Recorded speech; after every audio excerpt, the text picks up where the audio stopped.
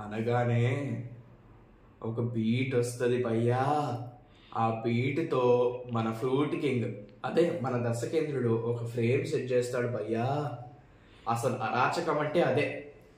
ఎందుకంటే మన జగదేక వీరుడికి శ్రీదేవి గారు అతిలోక సుందరని తెలుస్తుంది.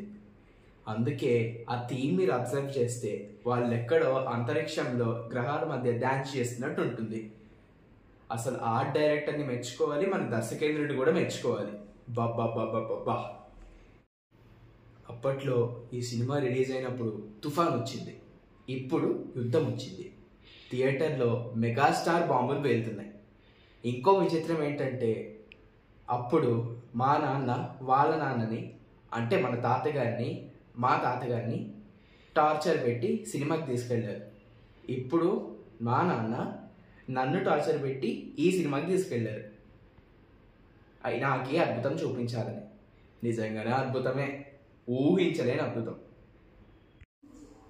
కానీ సినిమా మధ్యలో మా నాన్న కామెంటరీ, పాత జ్ఞాపకాలట. ఒక ఎగ్జాంపుల్ చెప్పనా మీకు. అమరీష్ పూరి గారి చేతిలో నుంచి కోతి ఉంగరం ఎత్తుకుపోతుంది, హనుమంతుడి విగ్రహం ముందున్న కుంకుమలో పడేస్తుంది. ఒక పీక్ ఎమోషనల్ సాంగ్ జై చిరంజీవాని పిల్లలు పాడుతూ ఉంటే గాలి వల్ల కుంకుమ నుండి ఉంగరం బయటకు వస్తుంది. Peak BGM and peak emotion. అప్పుడు మా నాన్న పక్క నుండి, చూసావా మా చిన్నప్పుడు ఇవే వాడేవాళ్ళం, వాటితో బెల్లం చాక్లెట్ తాటితండ్ర కొనుక్కునేవాళ్ళం. ఏంటి, కుంకుమ నుండి ఉంగరంతో పాటు వచ్చిన 10 పైసలు 20 పైసలు కాయిన్స్ చూపిస్తుంది. ఇంకా అక్కడ డిసప్పాయింట్మెంట్ ఏంటంటే 5 పైసా కాయిన్స్ లేవంట అక్కడ. చిరంజీవా చిరంజీవా చిరంజీవా ఇవన్నీ చాలా ఉంటాయి అక్కడ. కానీ నిజంగా ఆ సావ్యమైన సంగీతం, ఇళయరాజా గారి మ్యాజిక్, సాంగ్కి లీడ్ ఇచ్చిన సన్నివేశాలు, యమహాని యమ పాటకి ముందు ఆ స్టేజ్ మీద మూమెంట్స్, బాబా అద్భుత. అలాగే ప్రియతమ పాటలో శ్రీదేవి గారి చీర పట్టుకొని ఆపడానికి ట్రై చేస్తారు మెగాస్టార్. చీరలా పెద్దదవుతూ ఉంటుంది, కానీ పట్టు వదలని జగదేక వీరుడు మన మెగాస్టార్. చివరికి గెలిచే చిరంజీవే, ఆయన ఎప్పటికీ చిరంజీవే. ఎందుకంటే ఈ అద్భుతం రిలీజ్ అయింది 9th May 1990లో. సరిగ్గా 2.5 సంవత్సరాల తర్వాత 15th November 1993లో ఒక ఫ్లైట్ యాక్సిడెంట్ అయింది. దీని గురించి ఎంతమందికి తెలుసు? ఆ ఫ్లైట్లో చిరంజీవి గారు, బాలకృష్ణ గారు, విజయశాంతి గారు, కోడి రామకృష్ణ గారు, అల్లు రామలింగయ్య గారు, సుధాకర్ గారు, దర్శకుడు బాపు గారు, దర్శకుడు ఎస్వి కృష్ణారెడ్డి గారు ఉన్నారట. ఆ ఫ్లైట్లో ఇండస్ట్రీకి సంబంధించిన 64 మంది ఫ్లైట్లో ఉన్నారట. ఫ్లైట్ పొలాల్లో దిగడమైన ఫ్రెండ్స్, ఇది పునర్జన్మ. అవును, చిరంజీవే అని మళ్ళీ నిరూపించిన రోజు. మాకు మీరు ఎప్పుడూ చిరంజీవిగానే ఉండాలి. నటించండి, ఒంట్లో ఓపిక ఉన్నంత వరకు నటించండి, కానీ మీ శేష జీవితాన్ని ప్రశాంతంగా ఎక్కడికైనా వెళ్ళి గడపండి. మాకు మీరు ఎప్పుడూ చిరంజీవే. ఎందుకంటే కొన్ని వందల సంవత్సరాల తర్వాత కూడా మాకు చిరంజీవి గారు అక్కడ కనిపించారు, ఇక్కడ కనిపించారు అని జనాలు చెప్పుకుంటూ ఉంటే మేము వినాలి.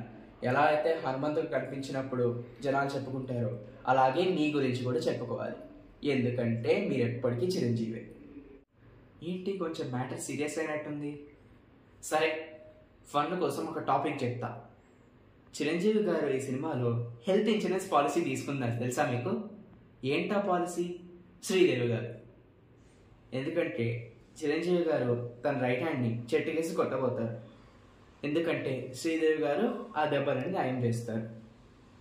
ఎందుకు? కాసేపటి ముందే శ్రీదేవి గారు ఆ పాప దెబ్బని న్యాయం చేశారు. అందుకే చిరంజీవి గారికి ముందే తెలుసు ఆ దెబ్బలని న్యాయం అయిపోతాయని. కానీ నిజ జీవితంలో మనల్ని ఎవరు కాపాడడానికి శ్రీదేవి ఎవరు రారు. సో అందరూ హెల్త్ ఇన్సూరెన్స్ పాలసీ తీసుకోండి. ఏంటి మళ్ళీ మ్యాటర్ సీరియస్ అయినట్టుంది? సరే, ఫన్ కోసం Jagadeka Veerudu Athiloka Sundari Part 2 story line చెప్తా. Part 2 స్టోరీ లైన్ ఏంటంటే చిరంజీవి గారు గైడ్ నుంచి సుప్రీం గైడ్గా ఎదుగుతారు. కానీ తన పిల్లల్ని, మిగతా 4 పిల్లల్ని చదివించడానికి డబ్బులు సరిపోవు. అప్పుడు శ్రీదేవి గారిని బాగా చదివించి సాఫ్ట్వేర్ ఇంజనీరింగ్ చేస్తారు. శ్రీదేవి గారు చిరంజీవి గారితో గొడవ పడి డబ్బులు సంపాదించడానికి ఆన్ సైడ్ ప్రాజెక్ట్ మీద ఫారెన్ వెళ్తారు.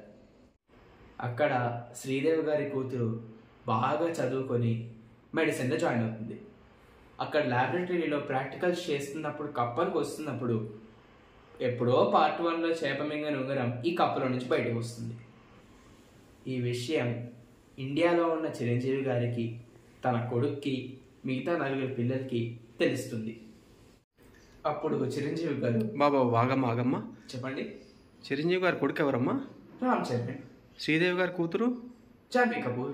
నువ్వు తీస్తుంది రక్త సంబంధం సినిమా అదే జగదేవి ప్రసాద్ సుందరి పార్ట్ 2 ఇద్దరు అన్నాచర్యలు అవుతారమ్మా. సరే సారీ. పార్ట్ 2 ఫుల్ స్క్రిప్ట్తో మళ్ళీ నెక్స్ట్ వీడియోలో మీ ముందుకు వస్తాను. అప్పటి వరకు సైనింగ్ ఆఫ్.